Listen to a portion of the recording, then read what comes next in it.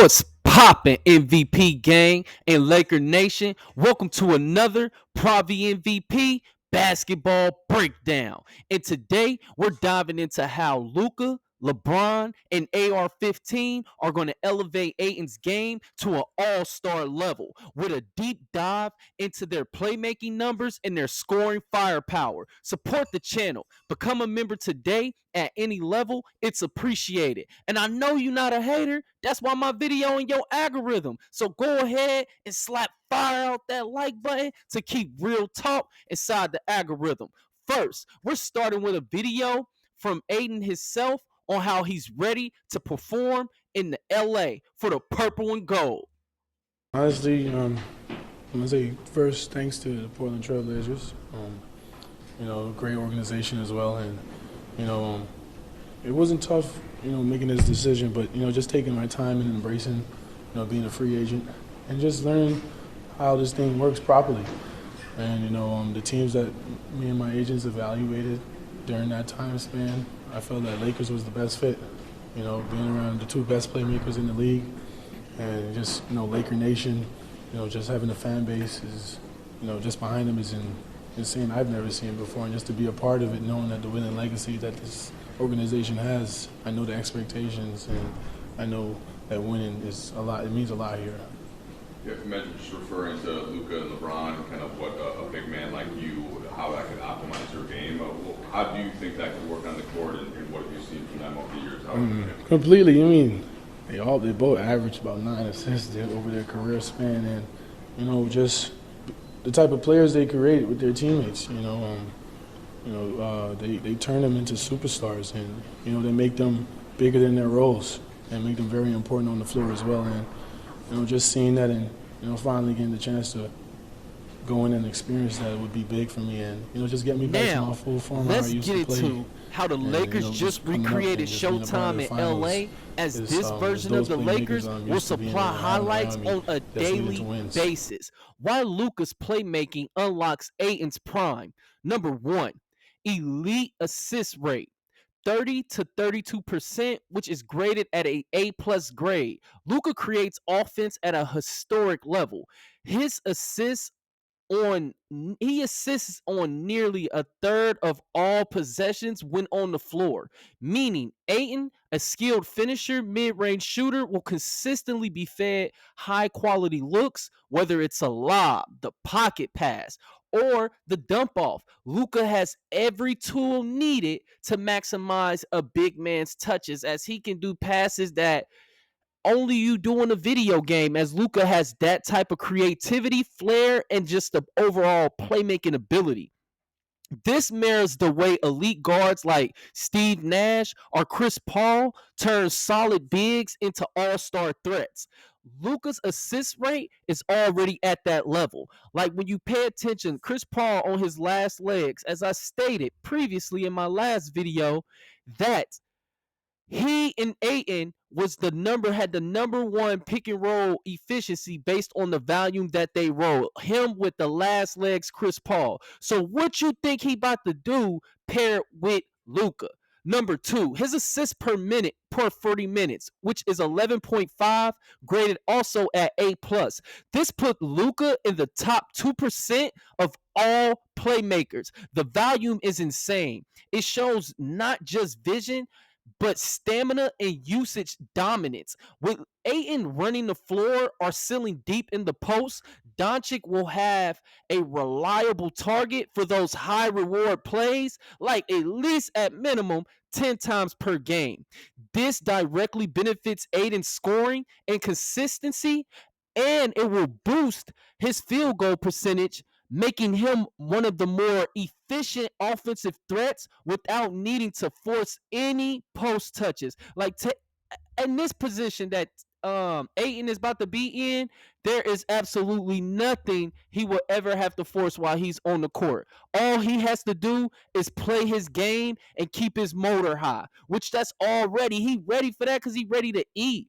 This is a big year for Ayton, as he is entering on his next year as a player option. He don't want to just play under no $8 million with no money left on the contract. No player will want that. So this year he's hungry to have that stability.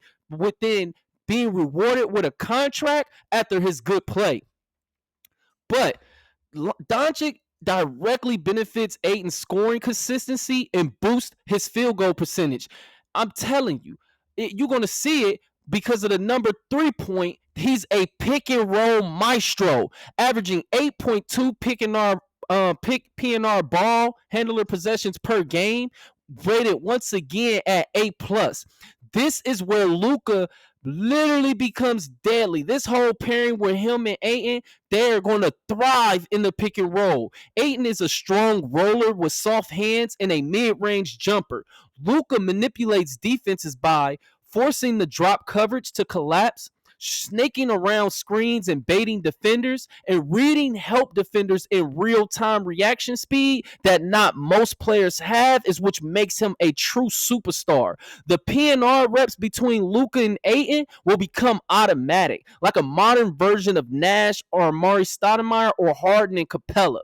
Number 4, his secondary assists, which is also at 2.0, graded at an A. This stat highlights Luka's hockey pass IQ.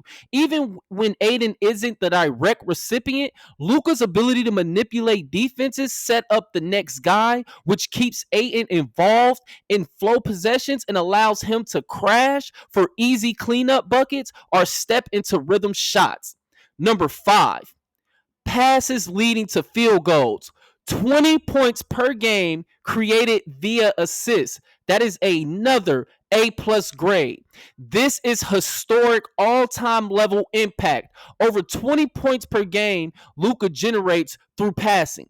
The moment Ayton establishes chemistry with Luka, you could just straight up expect easy dunks off backboard feeds, transition layups, baseline dump offs.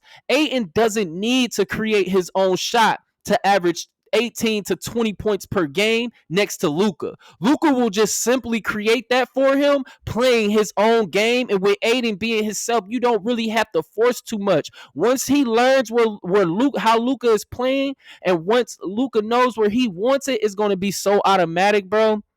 Number 6, playmaking talent. Top 3 in the NBA.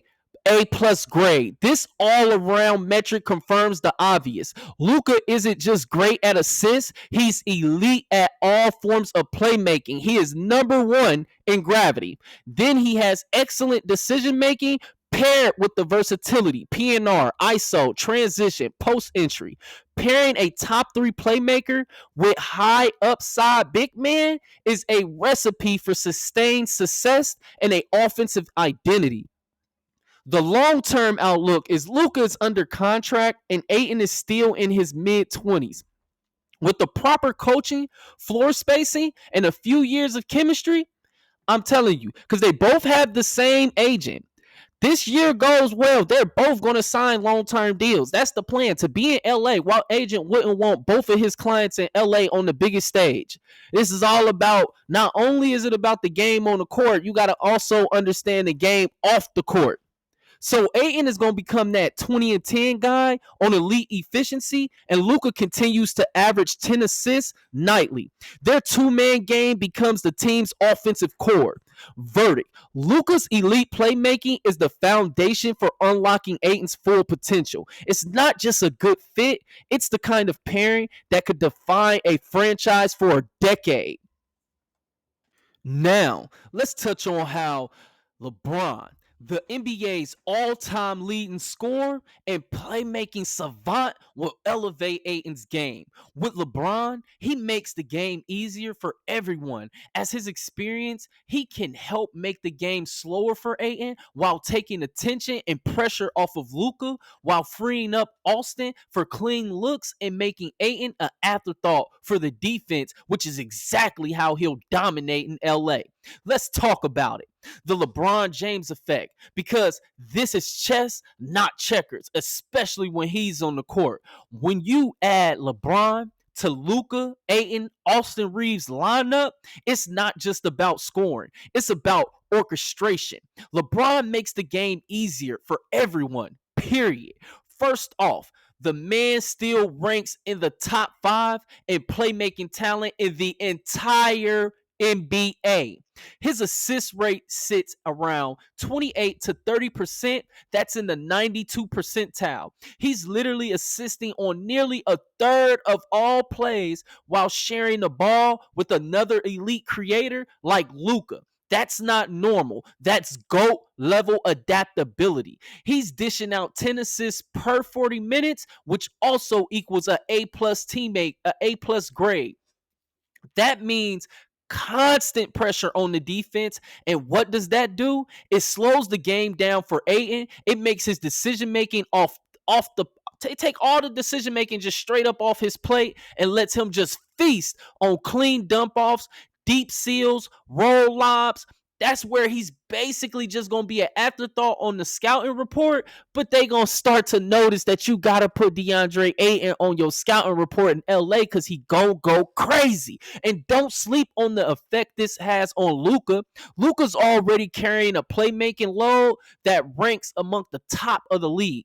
But now he can take possessions off, play off ball, conserve his energy, and kill teams with catch and shoots or late clock isolations that he's known for. With LeBron drawing all the attention, Luka's margin for error expands, and that is absolutely scary. Then there's Austin Reaves. You give a guy like that, a creator like LeBron, who averages nearly 2 secondary assists per game and creates 18.5 points per game off his assists. That's in the 97 percentile. And suddenly, Reeves is getting the cleanest looks of his career, open threes, backdoor cuts, rhythm dribbles instead of contested bailouts. So, now defenses are staring at Luka, shadowing LeBron, chasing Reeves around pin downs, and guess what? Ayton is quietly murdering teams in the paint. Putbacks, dunks, drop-offs, floaters, lobs, jumpers. The gravity of LeBron plus Luka is going to turn Ayton into an X factor that teams forget about, but will always remember after they look at the stat sheet. And that's how he's going to dominate in LA. This is high basketball IQ at its peak. Generational playmaking unlock elite spacing and freeing up them young legs. LeBron doesn't just help the team, he tilts the entire chessboard. Now here's where it just get straight up unfair. Enter Austin Reaves. This dude makes the entire offense a nightmare for defenses. Why? Because he's the third option behind two of the greatest playmakers in NBA history, and he still grades out with a solid overall B for his playmaking. Let that sink in. Austin's rocking a B grade with a 12 to 13% assist rate, nearly a 7 assists per 40 minutes, and he's not even the primary or the secondary playmaker. That's insane. And the truth is, if he was in a bigger role on a different team, we're talking a high B plus to an A minus playmaking grade. Easy. But here's the genius of the Lakers system in LA. His role is streamlined. He doesn't have to force reads, doesn't have to initiate every set. That actually boosts his efficiency and sharpens his decision making and lets him operate in a pure rhythm and flow. Every action that he runs, whether it's a dribble handoff, a closeout attack, or pick and pop read, is clean, controlled, and efficient. Now, you add in Austin's bag because let's be real, the dude got one of the deepest ones. He got floaters, step backs, euro steps, post fades. He got a scoring arsenal that makes him a 3-level threat. And when he's breaking defenders off the dribble, only drawing the third best defender every night, that is a green light situation every time. And here's the kicker. When Luka and LeBron are bending the defenses on one side of the floor, Austin will be cooking one-on-one on the weak side. It's a mismatch heaven. Whether he's finishing plays or making the second or third read, it's another layer of shot creation that keeps the defense scrambling. This makes life easy for Deandre Ayton, as there's never a moment on the court where Ayton isn't paired with a high-level creator. Reeves keeps the ball movement going and keeps the offense flowing. He keeps defenders honest. That is how you should build a sustainable elite offense. So, yeah, Reeves might be a third option on paper, but in reality, he's the third playmaker, third bucket getter, third problem that the defenses will have no clue on how to stop. So, when you put it all together, Luka's elite playmaking, LeBron timeless basketball IQ, Austin Reaves rising his bag in that high third option playmaking distribution. You got something special. You got a full-armed offensive system where Ayton never has to force it, never has to overthink, just finish. And that is how you're going to unlock his ceiling. This is how you take a guy who was underused and undervalued and turn him into a super efficient 20 and 10 machine. With Luka drawing help, LeBron directing the traffic, and AR-15 hitting them shots in that footwork wizardry, Ayton's job becomes just simple. Dominance. This Lakers squad didn't just get deeper, it got smarter. And with that much firepower feeding Ayton night after night, let's just say the All-Star break might not be so quiet for the big fella. And that's a wrap on today's Deep Dive MVP gang. If you rock with the breakdown, slap fire out that like button. Sub if you haven't already. Drop a comment. How many points per game were Ayton average with Luka, LeBron, and Reeves feeding him? Want to support the channel? Hit that join button. Become a member. Help us keep real basketball flowing in the algorithm. I appreciate every single one of you on this road to 2K. We are now at 1,600 subs. This is PraviMVP, where the film don't lie, the numbers stay sharp, and the game is always respected. It's your boy, PraviMVP, signing off. Blessings to the Most High. Peace. Hey.